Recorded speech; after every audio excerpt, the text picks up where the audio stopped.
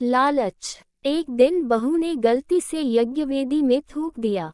सफाई कर रही थी, मुंह में सुपारी थी, पीक आया तो वेदी में थूक दिया, पर उसे आश्चर्य हुआ कि उसका थूक स्वर्ण में बदल गया है।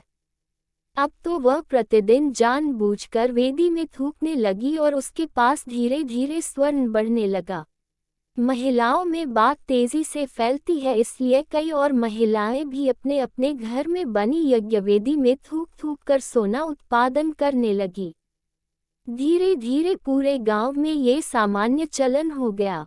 सिवाय एक महिला के, उस महिला को भी अनेक दूसरी महिलाओं ने उकसाया, समझाया, अरे तू क्यों नहीं थूकती? जी, बात यह है कि मैं अपने पति की अनुमति बिना ये कार्य हरगिज नहीं करूंगी और जहां तक मुझे ज्ञात है वह अनुमति नहीं देंगे। किंतु ग्रामीण महिलाओं ने ऐसा वातावरण बनाया कि आखिर उसने एक रात डरते डरते अपने पति को पूछ ही लिया, खबरदार जो ऐसा किया तो यज्ञवेदी क्या थूकने की चीज है।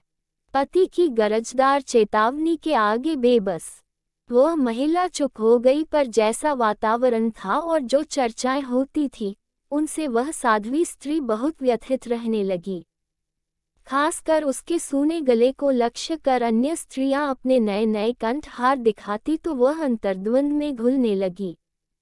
पति की व्यस्तता और स्त्रियों के उलाहने उसे धर्म संकट में डाल देते।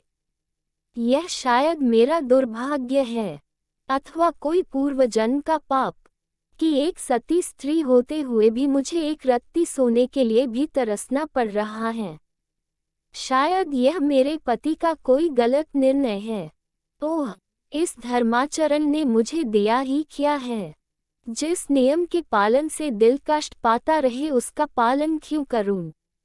और हुआ ये कि वह बीमार रहने लगी। पतिदेव इस रोग को ताड़ गए और उन्होंने एक दिन ब्रह्म मुहूर्त में ही सपरिवार ग्राम त्यागने का निश्चय किया। गाड़ी में सारा सामान डालकर वे रवाना हो गए।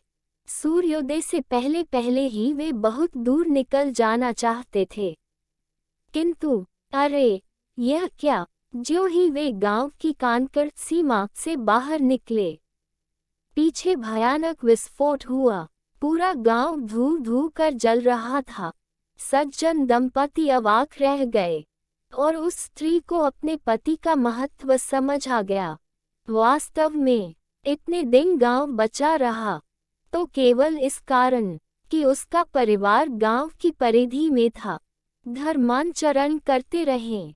कुछ पाने के लालच में इंसान बहुत कुछ खो बैठता है, इसलिए लालच से बचें। भजन सिमरन करते रहे, सद्गुरु हमें सही राह चलाए। तो दोस्तों, आपको ये कहानी कैसी लगी? यदि आपको कहानी पसंद आई हो तो लाइक, शेयर, कमेंट करें और चैनल पर पहली बार आए हो तो सब्सक्राइब करना मत भूलना। धन्यवाद।